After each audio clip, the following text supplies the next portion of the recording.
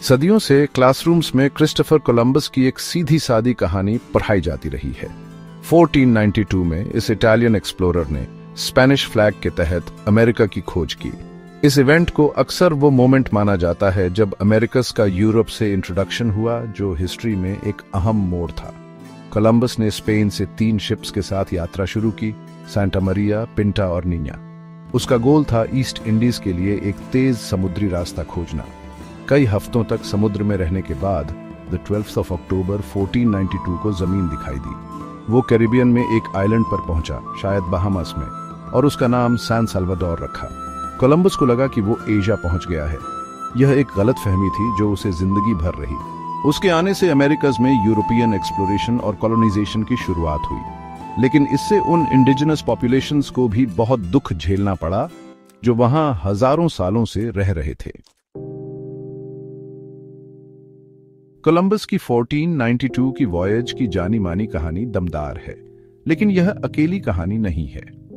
Evidence बताते हैं कि शायद माहिर मुस्लिम नेविगेटर्स कोलंबस से बहुत पहले अमेरिकस पहुंचे थे। इस्लामिक गोल्डन एज के दौरान मुस्लिम दुनिया साइंस, लर्निंग और नेविगेशन में बहुत आगे थी।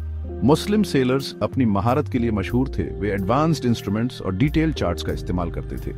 उन्होंने ट्रेड और एक्सप्लोरेशन के लिए अटलांटिक में कदम रखा। सवाल यह उठता है, ये वॉयजेस मेन स्ट्रीम हिस्ट्री का हिस्सा क्यों नहीं है? यूरोपियन कॉलोनियलिज्म ने हिस्टोरिकल नैरेटिव्स को अपने हिसाब से बनाया, अक्सर नॉन यूरोपियन योगदानों को कम करके दिखाया।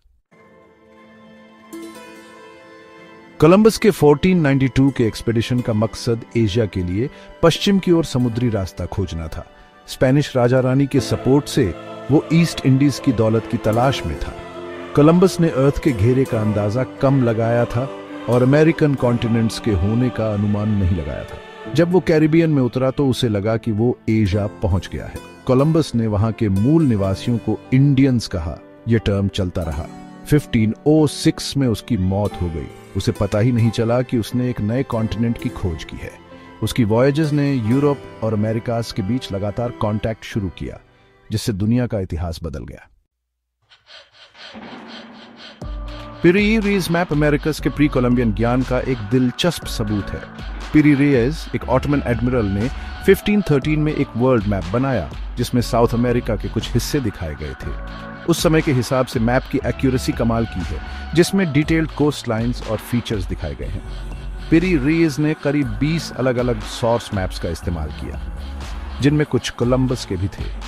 उसने पुराने मैप्स का भी जिक्र किया, कुछ अलेक्जेंडर द ग्रेट के समय के और कुछ अरब सोर्सेस से। इससे मुस्लिम दुनिया में एक समृद्ध कार्टोग्राफिक ट्रेडिशन का पता चलता है। इस मैप ने हिस्टोरियंस और कार्टोग्राफर्स के बीच बहस छेड़ दी है। कुछ का मानना है कि इसकी एक्यूरेसी बढ़ा चढ़ाकर बताई गई है, लेकिन यह प्री कोलंबियन ज्ञान की ओर इशारा करता है। पिरी रेज मैप एक्सप्लोरेशन के एक ज्यादा पेचीदा इतिहास का एक लुभावना सुराग है। यह बताता है कि 1492 से पहले नॉन यूरोपियन सर्कल्स में अमेरिकस का ज्ञान मौजूद था। मानसा अबू बकर ढो, माली एम्पायर का शासक, प्री कोलंबियन ट्रांसअटलांटिक वॉयजेस में एक दिलचस्प किरदार है। माली एम्पायर अमीर और ताकतवर था, जो अपने सोने के भंडार और इंटेलेक्चुअल सेंटर्स के लिए जाना जाता था। अपने उत्तराधिकारी मानसा मूसा के विपरीत अबू बकर ड्रू को ओशियानिक एक्सप्लोरेशन में दिलचस्पी थी। अरब हिस्टोरियन अलुमारी ने मानसा मूसा द्वारा बताए गए अबू बकर ड्रू के एक्सपीडिशंस का जिक्र किया है। अबू बकर दुवम ने 200 जहाजों का एक बेड़ा तैयार किया और उन्हें अटलांटिक को एक्सप्लोर करने का निर्देश दिया।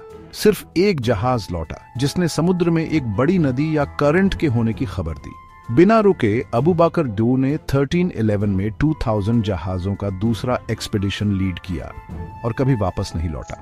हालांकि डायरेक्ट आर्कियोलॉजिकल प्रूफ पर बहस होती है।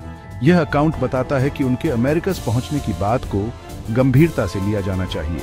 माली के रिसोर्सेज, शिप बिल्डिंग कैपेबिलिटीज और फेवरेबल ओशन करंट्स इस पॉसिबिलिटी को सपोर्ट करती है। अबू बकर ड्रू की कहानी प्री कोलंबियन एक्सप्लोरेशन की समृद्ध कहानी में एक और परत जोड़ती है। एंडालूसियन मुस्लिम नेविगेटर्स समुद्र के माहिर थे, जो नेविगेशन और जहाज बनाने में बेहतरीन थे। 8वीं से 15वीं सदी तक अल अंदालुस कल्चर, साइंस और टेक्नोलॉजी का केंद्र था।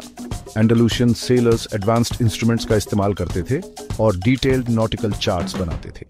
उनकी जहाज बनाने की स्किल्स ने कैरावेल जैसे मजबूत जहाजों के डेवलपमेंट में मदद की। एंडलुसियन समुद्री महारत ने शायद बाद में आइबेरियन वॉयजेस ऑफ एक्सप्लोरेशन में योगदान दिया। कोलंबस की अपनी लिखाई में ऐसे सुराग हैं जो अमेरिकाज के साथ प्री कोलंबियन कॉन्टैक्ट की ओर इशारा करते हैं। उसने हिस्पैनियोला के इंडिजिनस लोगों से धातु का सामान हासिल किया जो वेस्ट अफ्रीकन एलॉयज जैसा था। कोलंबस ने वेस्ट अफ्रीका से पश्चिम की ओर रवाना होते देखे गए कनूज की कहानियों का जिक्र किया। उसने अमेरिकास और अफ्रीका के बीच कल्चरल सिमिलैरिटीज देखी।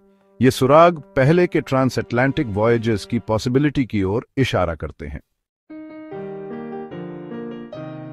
यूरोपियन ग्लोबल डोमिनेंस के उभार ने इस बात को प्रभावित किया कि किन हिस्टोरिकल अकाउंट्स को प्राथमिकता दी जाए। कोलंबस द्वारा न्यू वर्ल्ड की खोज की कहानी ने पॉलिटिकल और आइडियोलॉजिकल मकसदों को पूरा किया। नॉन यूरोपियंस द्वारा पहले की वॉयजेस को मानना जीत के जस्टिफिकेशंस को मुश्किल बना देता। यूरोसेंट्रिक नजरिए ने हिस्टोरिकल राइटिंग पर कब्जा कर लिया, जिससे नॉन यूरोपियन योगदानों को हाशिए पर डाल दिया गया। इस बायस को पहचानना इतिहास की ज्यादा सही समझ को उजागर करने की दिशा में पहला कदम है। हिस्ट्री इंक्वायरी और रीइंटरप्रिटेशन की एक डायनामिक प्रक्रिया है। अमेरिका की खोज किसने की? इस कहानी को क्रिटिकल री-इवैल्यूएशन से फायदा होता है। मुस्लिम नेविगेटर्स के कोलंबस से पहले अमेरिकस पहुंचने की पॉसिबिलिटी को मानना हमारी समझ को और बेहतर बनाता है। कोलंबस की वॉयजेस ने यूरोप और अमेरिकस के बीच ट्रांसफॉर्मेटिव कॉन्टैक्ट शुरू किया। पहले के एक्सप्लोरेशंस को पहचानना अलग अलग कल्चर्स की क्षमताओं को उजागर करता है।